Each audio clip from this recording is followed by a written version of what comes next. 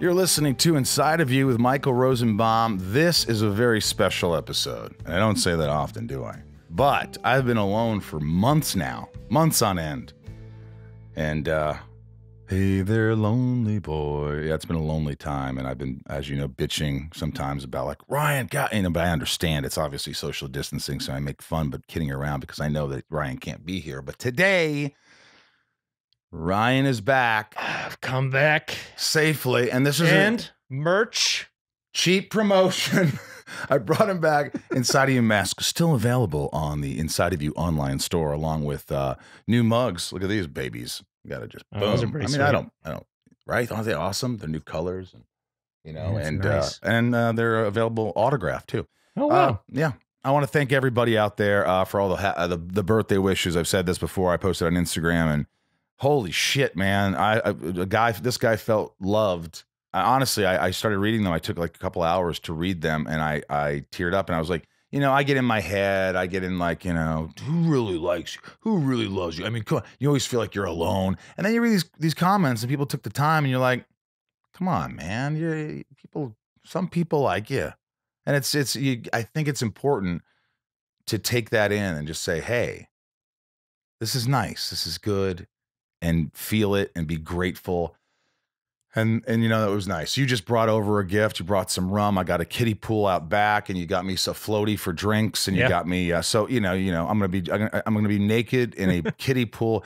Former movie star, TV star Michael Rosenbaum ends up in a kids mini pool. Oh, geez. Oh God, wouldn't that be just if awesome? That's where we find you. I mean, by the way, that would be if I'm gonna go that way. My friends would have a field day at the wake. They'd be like, fuck, Rosenbaum. It sucks that he's gone, but fuck, to die in a kiddie pool. I mean, it doesn't get worse than that. We always said he was a kid at heart. That's right. And his kid heart exploded in the pool. What are you looking for? My drink, my water. Oh, it's right here. Yeah. This is one of these Inside of You things, but that's just for endless merch here. Certain patrons. But we got a great guest today. Great guest. A lot of great guests coming up. Honestly, there's some good stuff. I got just a text from someone I've been trying to get on the show for a long time, and he's a big comic guy, probably the biggest, one of them. Again, thank you for listening to all my patrons out there who support the podcast. Endless love, and that's the Inside of You on Patreon, and the new horror patron. Thank you to everybody on there who's joining us. It's a horror club. We Zoom. We do these things. It's Where Have All the Good Horror Movies Gone with John Heater, who's Napoleon, and myself. So that's cool. Nothing to really report other than, got the online store and doing the podcast and, writing a lot. That's what I'm doing. What are you doing out there? I hope you're living the best life you can right now and doing the best you can and kind of, I don't know. Fuck. It's just brutal.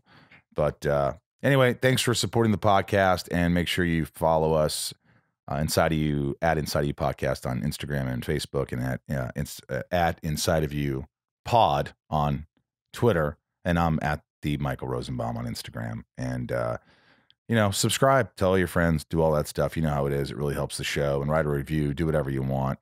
And thank you. So why don't we do it right now? Why don't we get to our first guest first?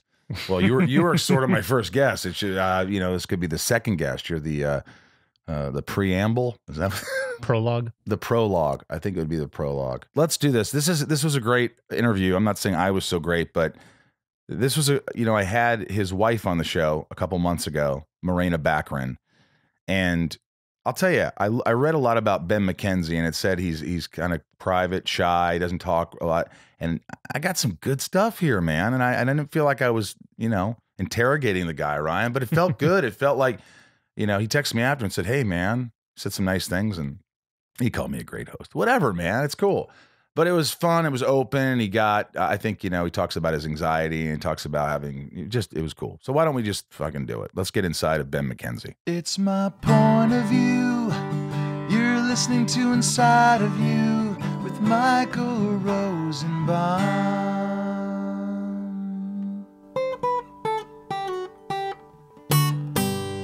Inside of You with Michael Rosenbaum was not recorded in front of a live studio audience. Ben, why are you in Connecticut? We rented a house to get out of the city months ago, and we kind of loving it over here. We're going to be here for the end of the month. I don't know. New York was so crazy for so long. Do you like it? But yeah, it's great. It's got like, has Marina told you any of this? Probably not. No. Because you guys haven't seen each other in the flesh since. I like this. We've got 60 acres. Jeez. It's like, it's gorgeous. It's absolutely gorgeous. And the kids are loving it. Well, you and I have something in common. I saw a above ground pool. I was so hot, not like in a sexy way, but I was just really it's humid. It's 100 degrees. I just needed to dip into something. And so I ordered online a pool, above ground pool for, I think it was $289. It's 2 feet deep. It's 8 feet long. It's 5.5 feet wide. My buddy Tom came over, we distance, wore a mask, and we built this little pool. And I'll tell you, it's one of the best things I've ever done. It's so refreshing to just take a dip in it's pretty much a bath. Yeah, if it's 2 feet deep, how does one physically, how do you relax? You just starfish it out? Well, this is pretty cool. I text my friends pictures of this pool. And so for my birthday, my friend Stacy and Hal bought me a Millennium Falcon raft that actually is the size of the pool. So I lie on that thing, and I'm telling you, it feels right. I'm not even kidding around. I know it sounds funny and it looks corny. It's definitely not a movie star pool. Not that I'm a movie star, but you think, oh, this guy, he's done some work and he's in Hollywood. He's got to have a nice pool. I'm like, I have an above ground $289 pool. I'm a grown man, well, some would say, and that's how it goes. Congratulations on your birthday, by the way. Oh, thanks, dude. I felt good. It's really weird. People say, hey, don't get caught up in social media. Don't, obviously I have a podcast and you have to be a little social and all these things, but it was overwhelming. It was like just the responses. And I think if you just take time, I took like an hour and just read responses and it was just so sweet. Everybody was just, it's nice. It's nice to take a minute and go, hey man, people like you. Some people like you. I think it's important to just take a sit back and say, hey, man, because I'm very critical of myself. Are you? Yes. Yeah, for sure. For sure. And I had a similar experience it's been almost a year. My birthday's in September, but yeah, just taking stock and just saying, hey, something's working because some people like me and that's nice. And usually I find no matter how bad the internet is, it doesn't, people don't actually go out of their way to criticize you on your birthday. Yeah. Well, happy birthday, you fucktard or whatever. I mean, some people do. Usually, sometimes. There's been people, people in office, people are, on their birthday things. I mean, things do happen. I don't do political stuff on this, but look, do you get caught up in that stuff? Can you read 10 great comments and all of a sudden someone says, I hate your Detective Gordon, and it just ruins your day? Yeah, it used to be, I think, much more that way. I remember getting really caught up in that when I first started working, which was basically the OC, which was, this is a long, long time ago. But I remember like, I remember the first time, like, I'll just go to the message board it was at that point, it was like, you go to the website for the OC and there was a message board, like, and you look at it and you're like, oh, that person, oh, that's so great. Oh, awesome. Oh, this is so cool. And then one person. And I remember getting really bent out of shape about it. And that lasting for a while. And then at some point you're just going, this is useless. Why am I wasting all of this time and energy? And I will never be satisfied because one person's criticisms will outweigh, 100 people's positive comments. So just chuck it and stop. Weirdly enough, though, social media, which obviously didn't exist back then, has taken off and is even more of that stuff. But I don't know why it is. I don't have a lot of people talking junk. And if they do, my only rule is just never respond to them. Never talk. Never take the bait of anybody because they're only going to drag you down, And I will say, as hard as that is, if you stick to that and you don't respond, then you forget about it quickly, and then it's just like You know what I mean? You just keep moving. Like none of that stuff really registered. I mean, it never, if you think about it, you take away social media, you just keep rewinding all the way back to your first play or the first time you're on stage or whatever it was.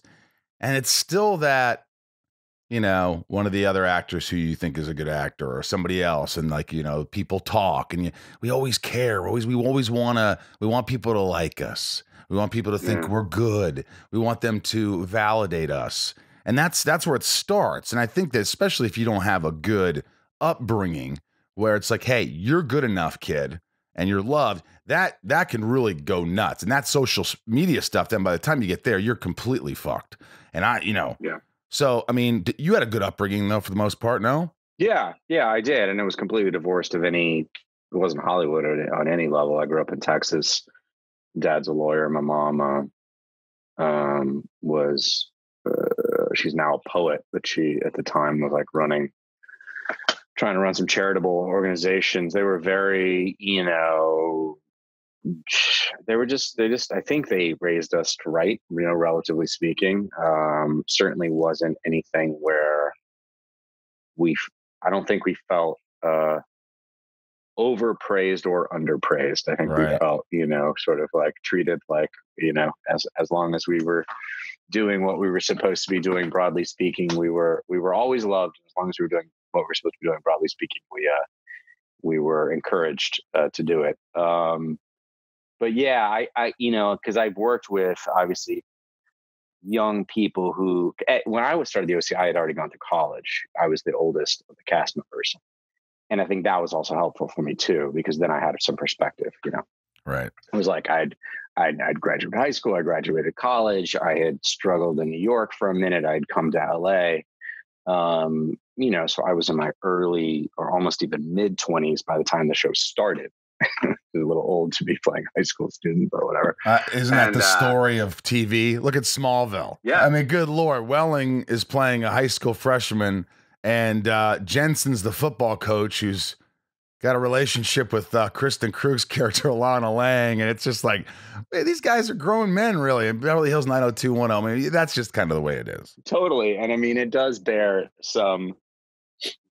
I think it's worth noting, because I think I do remember having that experience of like, this is pretty weird that we're making them, and it really was the men or the boys, whatever you want to call us, were considerably older than the girls. Like Adam Brody and I were in our early 20s. I think we're a year apart, and Misha and Rachel were younger.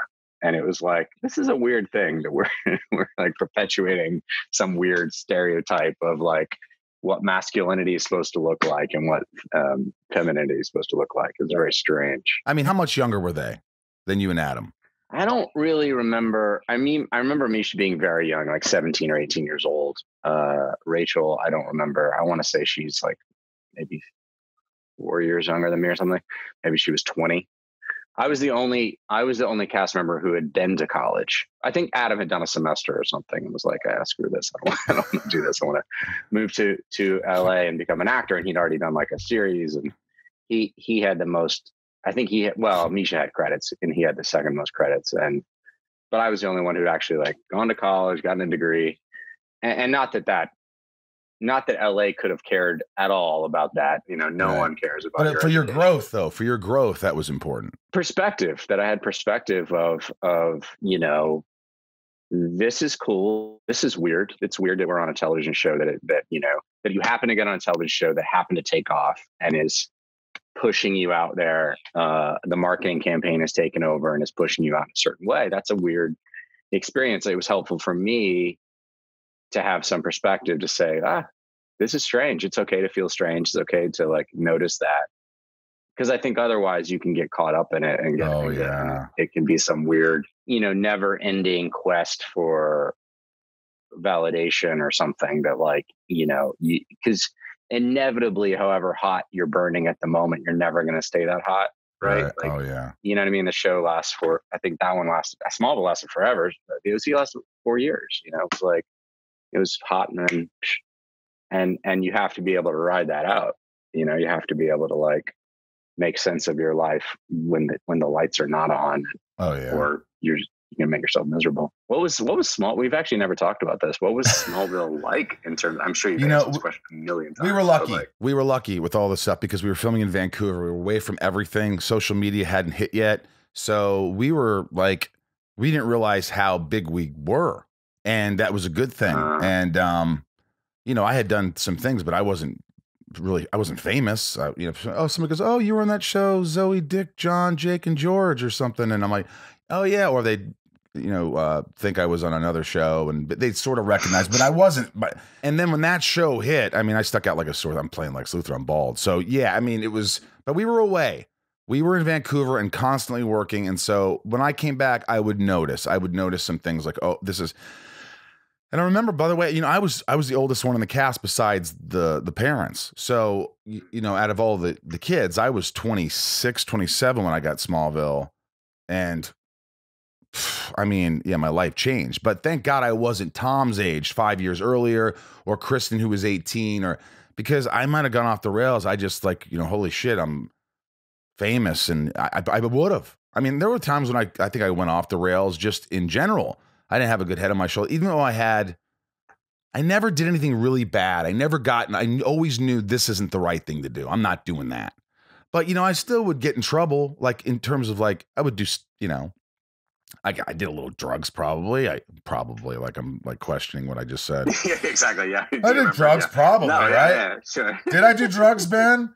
No, I did some drugs. I'm an urban legend. We did some drugs, and I had never done ecstasy before, and everybody was doing it. We didn't shoot for a week, and you know, I got, you know, right. It's like, oh my God, I've never felt this good before. And then I've never felt this worse in my life the next day. So, but I knew like, hey, I don't have an addictive personality, like, you know, some people in my family and my friends. And so I never had that problem. Thankfully, if I did, I could be dead. Sure. But do you think because the OC, all of a sudden you're like Ben McKenzie, right? Right. There was a big marketing campaign. There was a big marketing campaign behind it. And I just remember shooting it that summer, or shooting the pilot in the spring and the series as soon as they could possibly build the sets and write the scripts that summer. And the marketing campaign came on in like August, and they were super smart. They marketed it through like malls and summer festivals and stuff, and got the show on before school had even started up. So when kids were still like wrapping up their summer, you know, and that like nostalgic, you know, summer's ending, we're going to go back to school, but we're starting to hang out together, you know, we've taken our family vacations and we're back like in the towns we were going to go to school, and it just took off like wildfire. And it was weird. It was a strange. Did you ever look in the mirror? Go ahead. Well, the image that I'll remember, and I wish I had it up, but maybe you guys can find it and put it up later, is they took these like pixelated headshot thingies. Like they took images that were of us, and then they totally photoshopped the living shit out of them. And mine was, you know, I was the bad boy, and so I had like the wife beater and the hoodie on, and I had a choker chain which lasted like an episode or two, which was hilarious. But the funniest part about it was, so I was like 23, 24 years old, and they pixelated facial hair. They pixelated like they made me look like I had a 5 o'clock shadow. They added facial hair to you. Yeah, like pixelated, like 5 o'clock. Like okay. 5 o'clock. I looked like George Michael. I looked like me combined with George Michael, and it was the weirdest thing where I was like, oh, I see. It makes sense why you would do that. It's not me. It doesn't look like me at all. Like, as you can tell from me having shaved this morning, like I can grow a beard actually, but like when I shave, I look like a baby. I am and they wanted to toughen you up a little bit. Ryan, make sure they wanted me to look edgy, but also metrosexually George Michael-y in a weird way. It's right. Very strange. Who was sexy? You know, he had great facial hair. You know, I mean, let's be honest. He's handsome. Yeah. But did you look in the mirror? Were you sort of like, when you saw that, were you like, did you kind of embrace it? Like, yeah, I'm cool. Yeah, I thought it was hilarious. And, you know, I got a ton of grief from my family about it, which is great. Like, that's exactly what your family should do, is just like make fun of you. And, but then, yeah, for sure. I mean, then also like a cute girl would look at you and you're like, yeah, sure. That's me. Hi. I'm Ben. Where's your facial hair? Well, let's not talk about that. It was a funny time, man. It's fun. I mean, when we were in, I take your point about being in Vancouver really well, because we were not, right? We were right in LA. We were right in the heart of LA. oh yeah. And I think proudly so, right? That was the whole gist of the show. And the marketing campaign behind it. And I think that, definitely contributed to some weird times, man. Were you going out? Were you going out on the weekends? Were you going to clubs? Were you like they giving you tables? Ben McKenzie, we got a table for you in the back. We got some great news. Whatever you want, it's all on us. I definitely did do that sometimes, but I also hate spending money like that. Like, I just can't. I'm like, you want me to spend how much money for a bottle of booze that costs $50? Like, you've got to be kidding. They didn't give that to you free?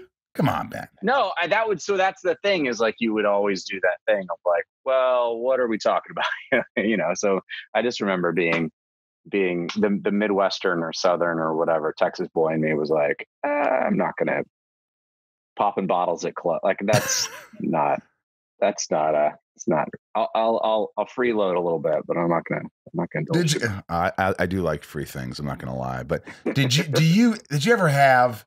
Obviously, you're married to one of the most beautiful women on the planet, inside out. By the way, if people who don't know her, they look at her and like, oh my God, she's stunning. But when you meet her, she's unbelievable, and you know that because you're married to her. But did you ever have fans that you're like, I kind of want to go out with this fan? Have you ever gone out with a fan? I don't know that.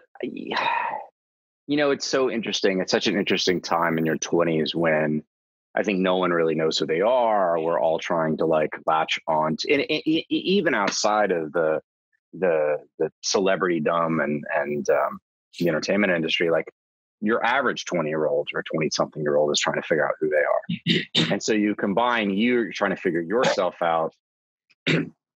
They or the other person is also trying to figure themselves out. So there's a lot of like not talking about those things that then get revealed, relatively quick. Yeah.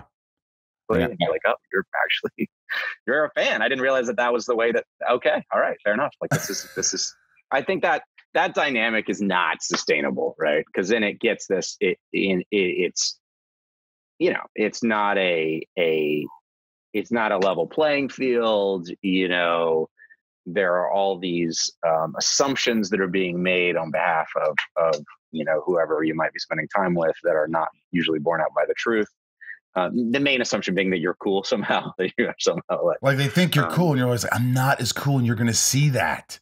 I'm never as cool as any role I've played ever. Exactly. Ever. I'm not as rich as they are. I'm not as smart as they are. I'm definitely not as cool as they are. But I will say, Jason Priestley, his wife, they've been married forever. They have kids. What a relationship. She was a fan, I believe. No way. I believe she was a fan, and they fell in love. So it does happen. Yeah. I'm not saying it couldn't work. I should have been that. I'm just saying it never worked for me. It always felt like weird. But I think there's a thin line between like fandom and like, oh, I dig what you're doing. I like what you're doing. I respect what you're doing. And it's not a black and white thing necessarily. Obviously Morena, huge fan of my work. Obviously, that's why we're together. Of course. By the way, let me jump into that real quick. You're on set. When was it? Was it day one where I'm just going to be the voice of Ben McKenzie's mind? Like there was a show called Inside Herman's Head where you could hear all the voices. Yeah, love Inside Herman's Head. Love that show. Now, when you saw Morena the first time, was the inside voice going, holy shit, she's beautiful? Or did it take sort of time before you guys, was it very professional? I'm sure it was professional. You're professional, but when was the moment where you're like, I can't get her out of my head, or she can't get you out of hers? I don't know when that happened exactly. I do remember the first time I saw her, which was she was cast very quickly in the middle of the first season because the construction of the show was that I was supposed to be with Barbara Keene. James Grown was supposed to be with Barbara Keene. All the fanboys out there are like, yeah, of course, we know all about this. But it was weird. It just didn't quite work because they'd set up Barbara to be this rich girl who lived in, a penthouse in Gotham City, but Gordon was supposed to be the everyman, and it just didn't quite have the romantic pop. Yeah, and it was through no fault of Aaron Richards playing the character, and they ultimately did what they should have done, which is turned Barbara into a villain, and that's where she went, and that's that tension sort of underlaid their relationship moving forward. But they needed a new object of affection and a real romance that could sort of like underpin the show from a romantic standpoint. So she was cast. I remember it was like October. Yeah, I remember what day it was exactly. It was October 22nd. And for reasons that will become clear soon. And it was raining. It was a miserable day. We were shooting in like some pretty rough area of the Bronx, I want to say. Raining, cats and dogs. We were inside, thankfully, but she showed up for makeup and hair tests and maybe some camera tests because she was going to shoot the next week. For some reason, they needed her that day in order to get everything right. And I was filming some other stuff, and basically the executive producer conspired. He told me that she wanted to meet me and talk to me, and he told her that I wanted to talk to her. Anyway, I was in my trailer, and I got a knock on the door, and I opened it up, and she's standing there in the rain. And normally you would think like, oh, romantic, but instead it was just this drenched rain. She looked like something was wrong. Something was clearly wrong. And I was like, other than just her being soaked, and I was like, oh, come in. And come in. And we had a little small talk, but clearly there's something going on. I was like, you don't mind me asking, like, are you okay? And she was like, yeah. And she did that thing on Marina, Marina tough Marina. Like, she's sort of like, she's tough. She's a tough chick. Yeah, no, I'm fine. Yeah, I'm fine. You're like, what happened? Like, my mom died or something. You're like, whoa, okay. No, no. Sorry. Yeah, I know. Since her mom was alive and well. Vera Seta. Jesus, Ben. In Brazil.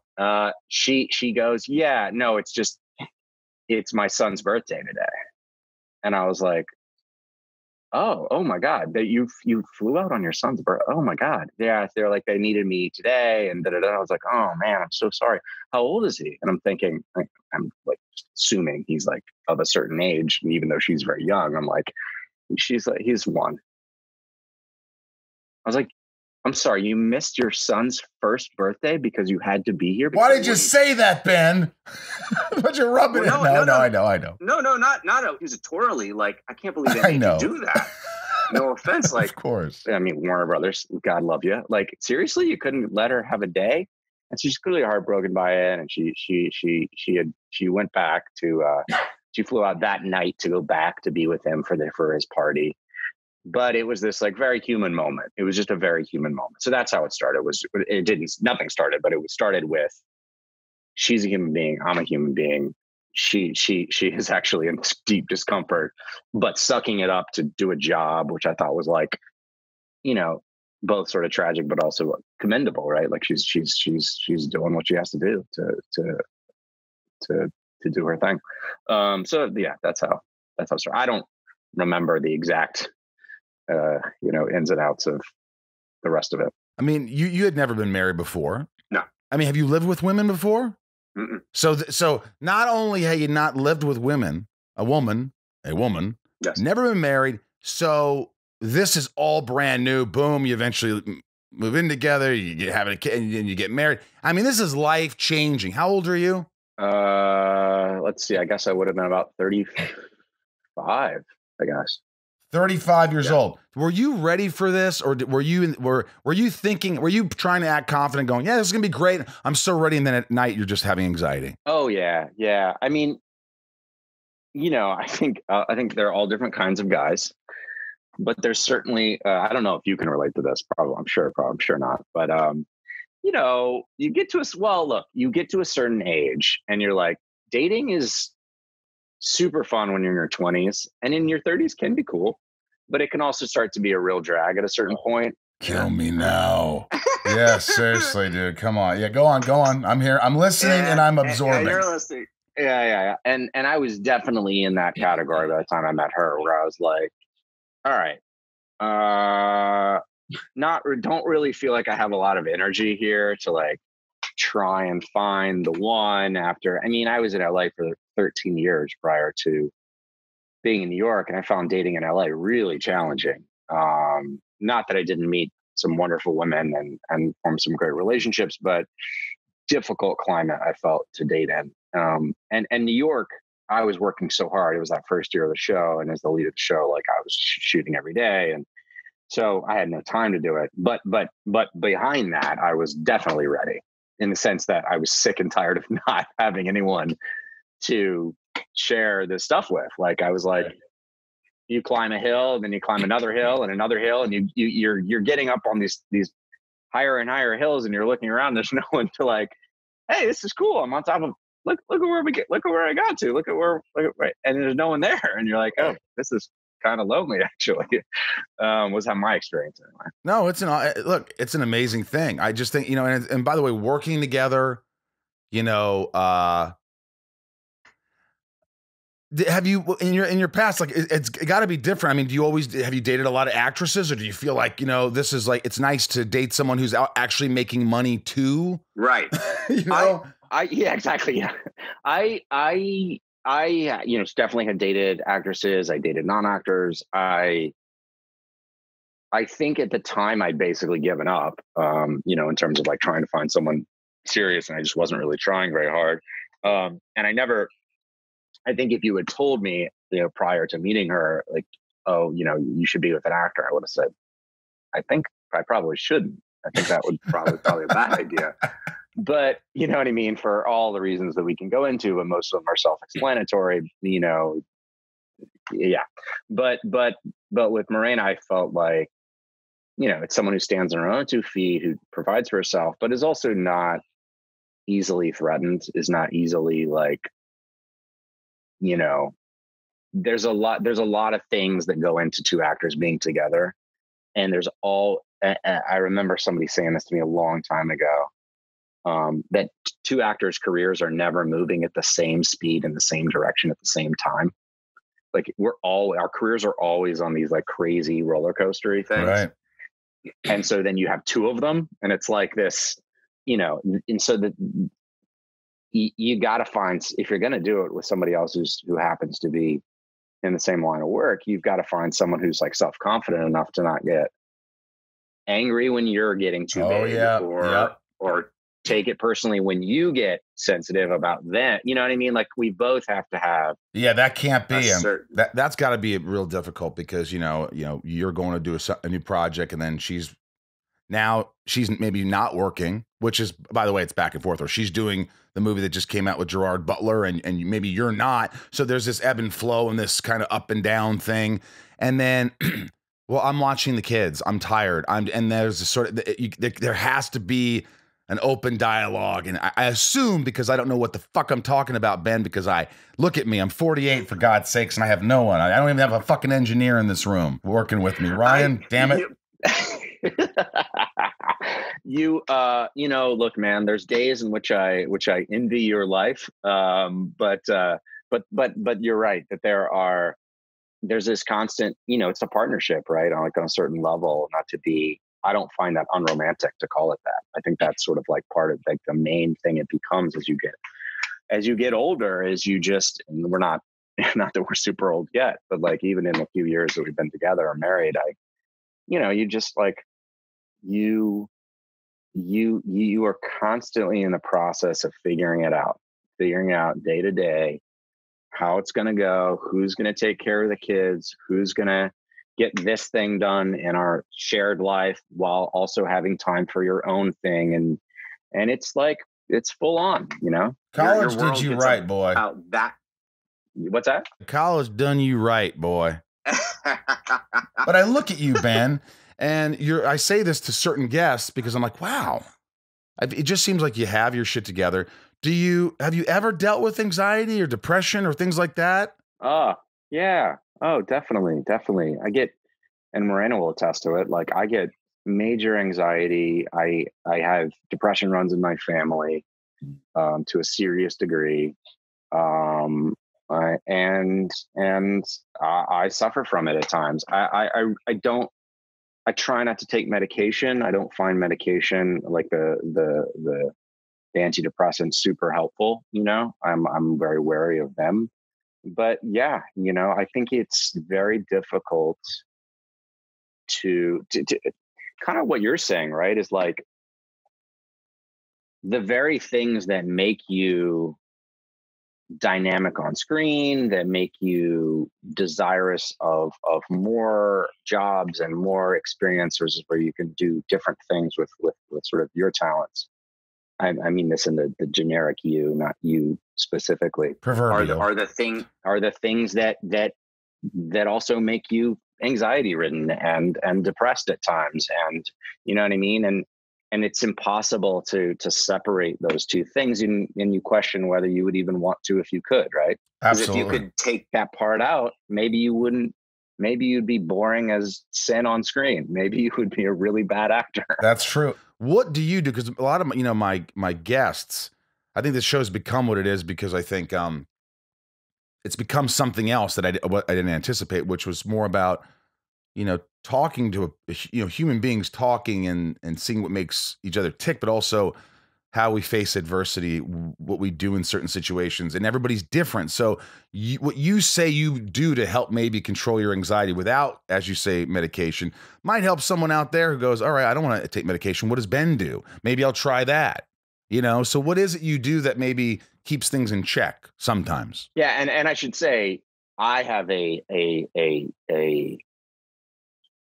fear of being, I have a fear of being on medication, strong antidepressant medication. That does not mean it doesn't work for other people. And right. Without revealing people who they are, I have people very close to me in my life who are on medication, and it's wonderful for them. And I think, quite frankly, they don't think they could operate without it. So I am not saying that people for whom that works should not do it or shouldn't be open to it, especially if they have the right doctors who are advising them. For me, it's a lot of what you do. I mean, it's or what it sounds like you do is like, it's I'm most depressed when I'm sitting inside on my phone or on the computer. And obviously nowadays it's pretty hard to not get that way given the news cycle. So get out, get some exercise, take a walk, talk to a friend, get out of your own head, man, and just get into and I will say, it's hard with kids because kids need constant attention and constant love and support, but it's also great because kids snap you out of that pretty quick, right? Like you can't exist selfishly with children, and look yourself in the mirror and think that you're even a halfway decent parent because you constantly have to our kids are young, our kids are 6 and 4. You have to feed them and, clothe them and play with them and teach them there's all that stuff. So that has just been super, super helpful. Julius and Francis. Yeah. Julius and Francis. Do you feel like, do you ever with your kids go, I just have to do this because I don't want to end up someday being called a bad dad. I'm doing this because as much as I love them, I'm doing it because I don't want to look like a bad father. I feel like I would do that a lot. I'm fucking doing this because I don't want you 20 years going, you didn't do that. Not only is that perhaps the majority of parenting is doing things out of a sense of parental guilt or future parental guilt, but they also know that too. I feel like at a certain point crazy early on, they're like, oh, I thought I can guilt them into doing this. My daughter is so good at it. She's such a little, she knows that daddy's a softie and for her. And so she's she's 4, so she's going through a natural progression in her development, but which is basically involves a lot of screaming, but and crying, but it's also oh, daddy, please, if I just get that one episode of Paw Patrol or Rescue Riders, then I promise I'll be good, and at a certain point, you most of the time I just accede to it and she wins, but at a certain point you gotta draw a line or she'll just do it endlessly, it'll never stop. Inside of You is supported by BetterHelp Online Counseling. I talk about these guys all the time. I talk about therapy on the show. If you need therapy, these are your folks right now, guys. It's a quick call away. These times are struggling. Everyone's stressed and anxious, and depressed, and we need to talk to someone. BetterHelp offers online licensed professional counselors who are trained to listen and help. They specialize in all the areas I just said, plus many more, like relationship conflicts, loss, trauma. Securely connect with your counselor in a safe and private online environment. Everything you share is confidential. I would hope so, right? It's so easy. I did it. You fill out a questionnaire to help assess your needs, and you get matched with a counselor in under 48 hours. So if you're stressing out, don't think you're alone. You can easily schedule secure video or phone sessions with your therapist, plus exchange unlimited messages. And if for any reason you're unhappy or you don't like it, and that happens sometimes, you're like, I don't like this particular counselor, it's not right for me. You just, you get a new one, and there's no charge. You could just request a new counselor. You can get professional help when you want, wherever you are. BetterHelp is an affordable option, and our listeners get 10% off your first month with a discount code INSIDE. How many people, Ryan? Over 1 million people. 1 million people are taking charge of their mental health with the help of an experienced professional. In fact, so many people have been using BetterHelp that they are recruiting additional counselors in all 50 states. Get started today at BetterHelp.com/inside. Inside of You is brought to you by Raycon. These earbuds are dope. They're stylish. They're cool. I don't hear other people when I'm wearing them. I like that. I mean, they sent them to me free, which was awesome. And now I'm like, sometimes it takes someone giving me something and saying, use this shit. Can I say shit on here? Why not? It's passionate. And then when you use them, you're like, oh my gosh, what have I been doing? Everyone needs a great pair of wireless earbuds. But before you go dropping hundreds of dollars on a pair, you need to check out the wireless earbuds from Raycon. You already know Raycon earbuds start at half the price of any other premium wireless earbuds in the market, and they sound amazing. Just as amazing as other top audio brands that you know. The newest model, the everyday E25 earbuds, are the best ones yet, with 6 hours of playtime, seamless Bluetooth pairing, more bass, and a more compact design that gives you a nice noise-isolating fit. Hey, Ryan. Yeah. Why are Raycon's wireless earbuds so damn comfortable? Because they are perfect for conference calls or binging podcasts, like Inside of You with Michael Rosenbaum. Now's the time to get the latest and greatest from Raycon. Get 15% off your order at buyraycon.com/IOU. That's buyraycon.com/IOU for 15% off Raycon wireless earbuds. Buyraycon.com/IOU. Do you guys read lines to each other, or is that weird? Yeah, we have done. Yeah, for sure. Is it weird? Do you feel like, it's almost, you're more nervous reading it to her than you are like on set? Yeah, I'm not great with her. And of course she is not fazed by it. She's so like practical and level-headed, and she'll have an audition that I'll be helping her with, and I'll hear myself when I say to her, it's so like, no, what about this? Try this. What about here? And like stuff that would super offend me if she was saying it to me. And she's like, okay, yeah. And she just like sorts it through logically. She's like, no, I don't agree with that, but okay, well, I actually like that idea. All right, let me try it. And she does it, and it's like already, better than it was before, and it was already good. And she just so like takes her ego out of it so easily, and I just can't do it. I'm like, by the way, she saved me, I think, when I was directing my little raunchy comedy back in 2013 or 14 or whatever. And she comes to Indiana to do this little movie, $600,000 comedy. She's the lead with me, and she knows I'm exhausted. I'm directing every scene. I'm in every scene. I'm right. And I've never met someone who is just so kind and got it and goes, I'm here for you. Whatever you need. Let's go.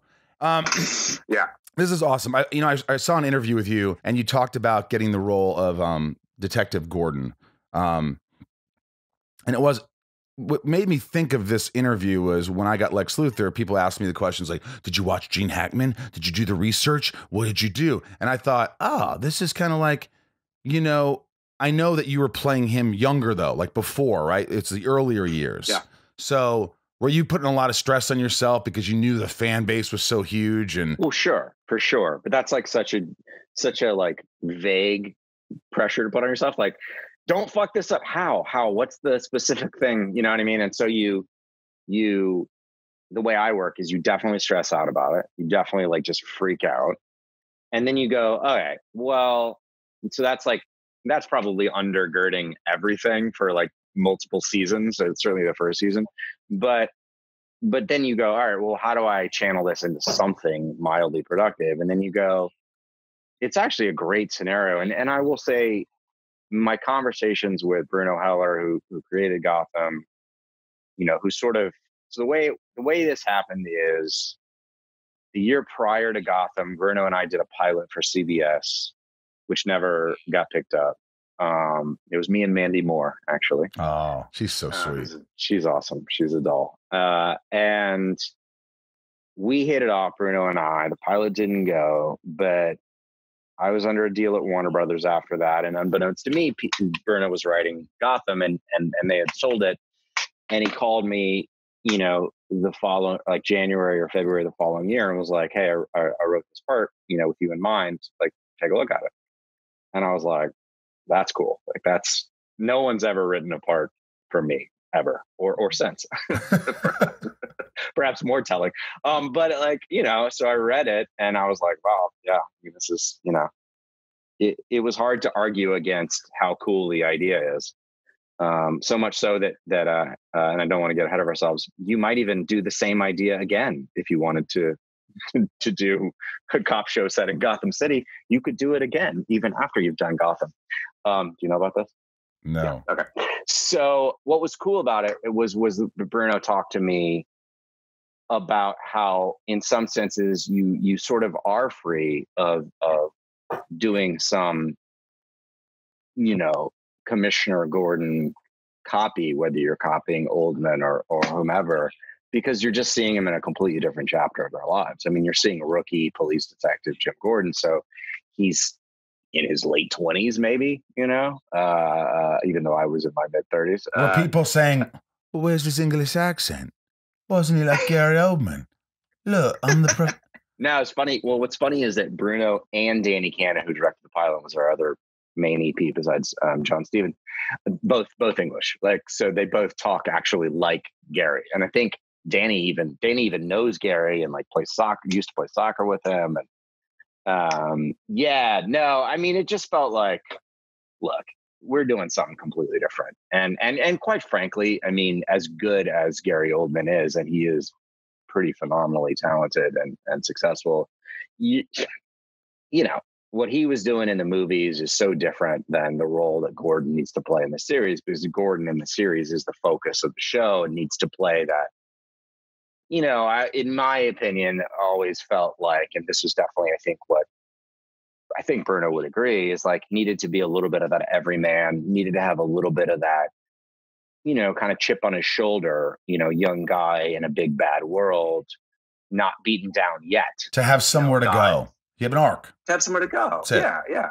And ironically, what I loved about it, the thing that I loved about it from a character journey standpoint, is most of the time in most series, you see a character succeed and succeed and succeed. And like their arc, just they overcome, they have obstacles presenting themselves, they keep overcoming them and overcoming on their way to fulfillment. Right. Like you could argue maybe even like Welling's character in Smallville, right? Like he's slowly going to become Superman. But here, not only is our guy not becoming a superhero, he's literally just a flesh and blood man. He as he ascends up the arc of the police, hierarchy, the city falls apart. The city like descends into anarchy and has to, like, more and more in order to necessitate Batman, in order to necessitate like what we're ending with, which is that there is a Batman. So it's like he's going up as everything else is falling apart, which I think is such a cool, kind of inversion of the usual circumstances. So I really dug that, and Bruno's, pretty much a genius, and so he was always smarter than me about sort of contextualizing it and making me feel like, okay, cool. Well, I mean, the worst that'll happen is, the show doesn't quite work, or maybe I'm not as good as, certainly I'm never as good as I hope I would be. But it's not based on like my impression of a vague Jim Gordon. You know what I mean? Like there's no. Yeah. I mean, I feel the same way. If I would have been like, I'm going to do Gene Hackman, I'm like, hey, Clark, how's it going? And just, and by the way, Gene Hackman's my favorite, but honestly, I said, just play it real. Just be genuine, be real. Yeah. have emotions. And once I shaved my fucking head, which you didn't have to do, I was like, all right, I'm here. I'm ready. Put on a suit. I'm wearing shorts, sandals, and a t-shirt. This is how I dress normal. You put on a suit and $200-300 shoes and a tie and give me a mansion and shave my head. I am going to be different. Yeah. And I needed all that. So, but for you, it was like, hey, I'm Ben McKenzie. They're going to do my hair a little bit. It's going to be in a different time. But did you feel like day one, you felt like, I feel like this guy. I feel like it. I felt like they had all of those things that you talked about. All those resources were so teed up. I mean, I remember we shot a pilot. We were not picked up to series, officially yet, but I walked into this 2-story GCPD set that they built. It was got to be, I forget how much, somebody told me how much it cost, but it's definitely $1 million set, if not more. And, to build $1 million 2-story set, I'd never been on a 2-story set. I'd never been on a set where you could have multiple open levels and 200 background inside of a set before.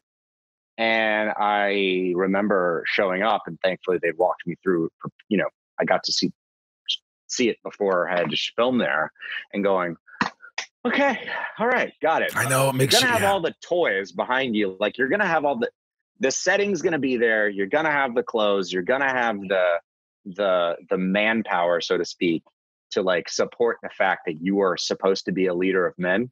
Right? Jim Gordon's supposed to be a leader of men. Now you need to be a leader of men. Now you need to. The rest is up to you. That's anxiety. That's like you're sitting there, you're looking at the set going, yep. I'm pretending I'm confident, and inside you're about to shit your pants, and you're going, yeah, I got to step it up, man. I got to fucking step it up. I remember the first shot of the first day. We were in the set. There were at least 100 or probably 200 background. Oh. It was this whole scene where some bad guy been pulled in and arrested, and he breaks free of the officers that are trying to slam him in the jail cell in the set, and I appear magically on this upper deck and like come down and disarm him, save the day, and that's my introduction, right? Super heroic introduction. So it's great. And we're doing the rehearsals and and we finally start rolling, and I'm literally I basically come down, descend from the rafters, I wasn't on wires, but I might as well have been. GCPD, unhand him or whatever. And I literally remember going, GC, my voice cracked. I almost tripped on the stairs. Like, I literally went, because my nerves were, I was like, my adrenaline was out of control. And it was super embarrassing, and everyone pretended it didn't happen. And Danny Cannon pretended it didn't happen, to his endless credit. And then the next take, got better and better and better. But like, no one's immune from that stuff, and it's okay. And you can't let it get in your head. That's the thing. Because I immediately would go to, if something happened like that, I'm looking at Video Village in my head, and I'm seeing the producer going, dude, you think we cast the right guy? Fuck. It just, I don't know what the word is. It just grows that, and you got to stop it. You just got to say, stop it. You're good. Remember Tim Roth in Reservoir Dogs when he looks in the mirror and goes, you're fucking so cool. You're so good. They have no fucking idea. He starts pumping himself up. Dude, believe it or not, it's cheesy if people see it, but it doesn't mean we don't do it. Nope. I'm fucking good. I belong here. Get your fucking shit together. Beat the shit out of this other actor with words right now. It sounds stupid, but I fucking think it. I'm like, I'm going to fucking destroy it right now. I have to, or I could fall apart. I'm not, and that's not possible. Absolutely right. And whatever that is, whatever blend of drive, ego, narcissism that gets you there, like, it's in that context, it's all good. All game. Yeah. I mean, at the end of the day, like, they're paying for that. They are paying to see you not, if you look afraid on screen, fucked. Done. All Over. right, listen, this is rapid questions from my patrons. Talk to me. It's called Shit Talking with my patrons. Here we go. Shit Talking with Ben McKenzie. Leanne P., which is your favorite episode that you directed from Gotham? My three soups. One of my three soups. The one with that one. Chris F., what other on-screen project would you like to do with Marina? You know what? It's funny. We actually have been thinking about more stuff because we're in the pandemic. So we may do something. We'll see. There's nothing to like officially like talk about yet, but we're we're trying because it'd be fun to do something. Given that so many people can't shoot right now, it'd be fun to do something together. So we're I trying got an to idea, Ben, for this horror movie. Listen, it's 7 actors. We all get tested and everybody's together for 10 days. And then the crew, minimal crew, so it's like 18 people. Everybody's literally tested, doesn't go out. And then we're there for 10 days filming. And it's awesome. Anyway. I love this idea. Oh, dude, it's great. It's got, I'm not going to talk about it. All right, Tabitha. I'm a huge fan of Southland. I have asked many other cast members this question. I always love hearing different responses I get. Do you think the show had more to tell and should have been saved, or do you think it went out in a blaze of glory at the right time? I think we definitely could have told more. But that being said, we were, if memory serves, we were told in advance that we were going to be ending, and so we got to wrap it up to some degree. And I have a belief that shows are not meant to ever die, right? Like they're whatever. Theoretically, Smallville could still be running because it's built with an engine that's what makes it a TV show, a good TV show. But I think I'm proud of what we did, and I'm grateful to TNT for saving us. And I think we went out to blaze of glory. DK, what was your last day on the set of the OC like? You have any fond memories of that day, and how did it compare with your last day on the set of Gotham? My last days are hard. I remember my last day on the set of the OC. I remember talking, giving just a few remarks as I did my last shot, which I think was the last shot of the show, in terms of filming, and just saying that the truth, which was that when I got hired on the OC, I'd been in LA for a year and I didn't have any friends really. And now I feel like I have, a few hundred, and I hope that when I see, any one of you guys out on the street when we're entering, I hope we can grab a drink or have a coffee or just reminisce, because it's been an amazing time. And I remember that, getting a little teary and feeling that and still believing that to be true. So that was OC. Gotham was different because it changed my life in different ways. I met Marina. We have a family together. We have a child together. So that had a whole other connotation to it, but similarly a wonderful experience. Carly T, last few questions. You managed to make the leap from teen star quite effortlessly to leading man. What decision did you make at the time to help aid this? And were there any projects that you turned down on the back of the OC fame? I remember there were projects that were literally described as like the OC in the film, and like 1 or 2 of those came my way. Or like opening shot is guy wears wife beater and smokes cigarette, and I was like, probably not the right move for me right now. So I would say discretion's the better part of valor there. I think I probably avoided a few traps, but the rest of it was just maniacally the anxiety ridden gig and the next gig and the next gig, like putting all the energy, trying to focus all that energy into making sure I wasn't a teen idol who never worked again. Anxiety, baby. Yep. Anxiety. Emily asks, what have you been doing to get through this COVID-19 insanity? Wine is a wonderful thing. I love wine. I wine all the time. We eat well. We cook. We play with our kids. We don't watch the news, that kind of thing. Janelle B, what's your biggest pet peeve, and what do you think is your most annoying habit? I've got a lot of annoying habits. I defer to Morena on which one is the most annoying. I bet biggest pet peeve, I don't know. Bad grammar. I don't like people who use words incorrectly. I'm a real pain in the ass. I'm glad I used metastasized earlier. How do you pronounce it? Metastasize. Yeah. You almost used that. I almost used it, but I think you only use that word really for like cancer and things, right? No, anything bad. It's usually in the context of something negative, right? Then I would have used it right. I just thought I wouldn't use it, and I shouldn't use big words anyway. Braden K, what was it like? Well, I mean, I know this question.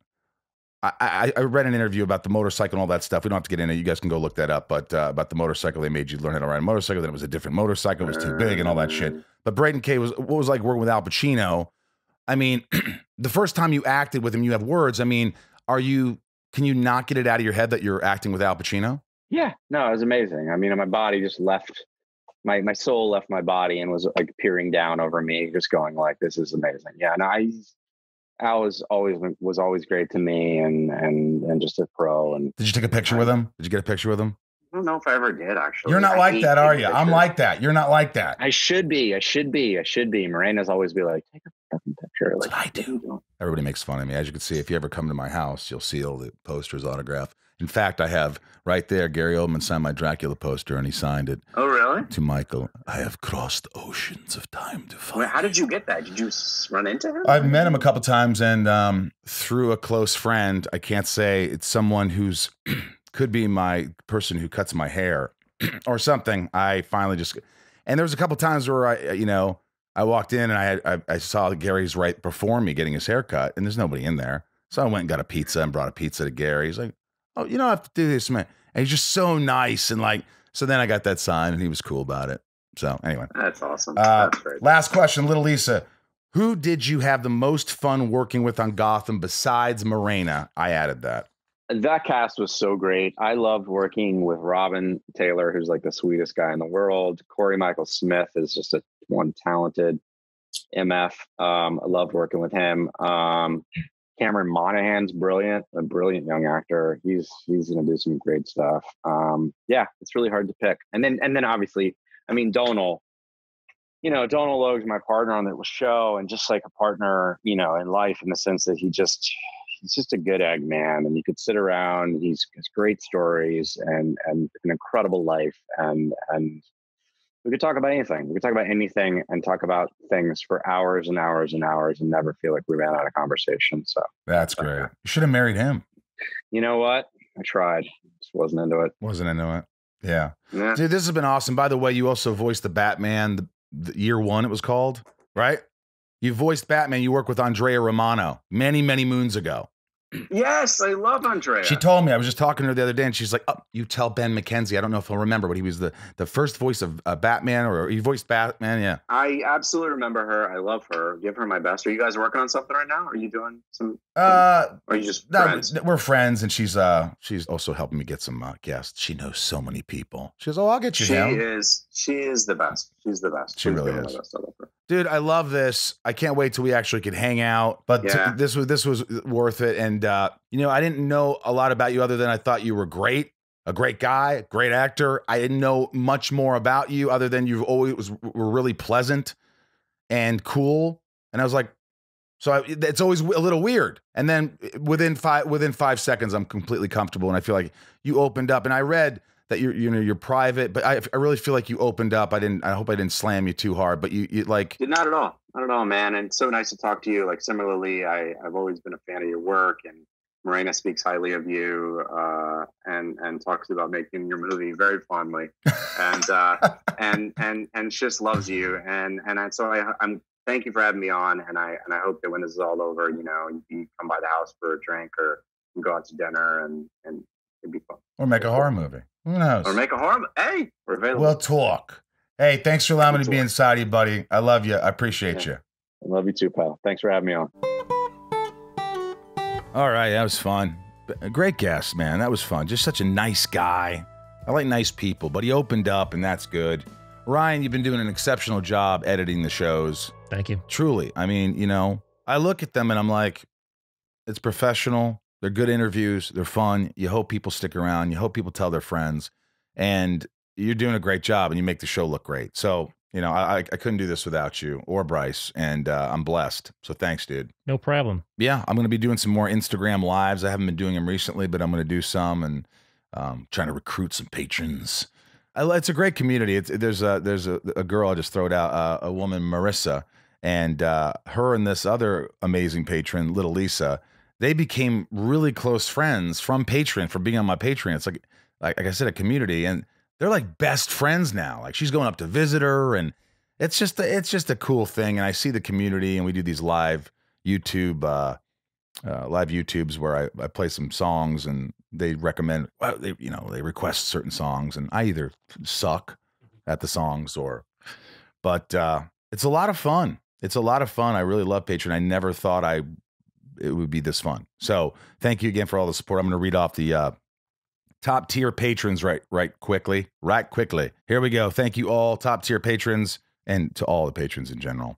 Nancy D, Mary B, Leah S, Trisha F, Sarah V. You've heard these names, Ryan, because you edited. I've heard them countless times. Little Lisa, Yukiko, Jill E., Brian H., Lauren G., Nico P., Barry I., Angelina G., Jerry W., Kevin R., Emily K., Bob B., Robert B., Jason W., Kristen K., Amelia O., Allison L., Tom N., Jess J., Raj, Joshua D., Emily S., CJP, Samantha M., Jennifer N., Stacy B., Carly T., Reem, Jennifer S., Janelle B., Tabitha 272, Kimberly E., Melissa C., Mike E., Jake M., Marissa N., Judith D., Ramira, Beth B., Chris F., Sarah F., Chad W., Leanne P., Jackie P., Rodrigo S., Racham, Raychon? I always mess that up. You notice that when you're... Yeah, I don't know what it is. Raychan. Great. It's Ray and then Chan. Raychan. Love it. Raychan. Ray A., Maya P., Megan D., Jennifer C., Maddie S., Tiffany L.,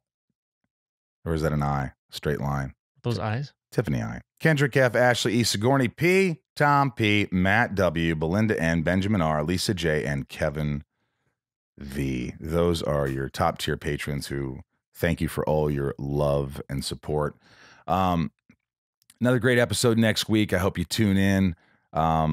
Keep tuning in, man. As long as you're tuning in, we're doing this shit. Dude, churning them out. Tune in. Turning them out. Turn out. Turn out. Dude, Ryan, what a treat it is to have you here, though. It's good, man. It's weird seeing other faces, I will tell you. It is. You've been locked up, bro. Been good.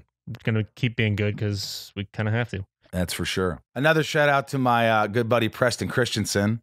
I love you, buddy. You had a birthday and I had a birthday, and I hope you got all my stuff I sent you, and I love the gifts you and Mom and Chris sent. And I met him at the Ronald McDonald House, and he's doing well right now. Things are in remission, and it's an awesome thing. I hope it stays that way. It will. And foodonfoot.org, my good buddy Rob, a great organization for homeless and Echoes of Hope for foster youth. And thank you again to all the patrons who support the podcast.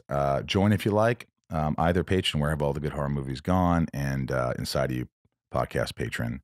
And that's about it. So stay healthy, stay safe, and thank you for allowing me to be inside each and every one of you. You too, Ryan.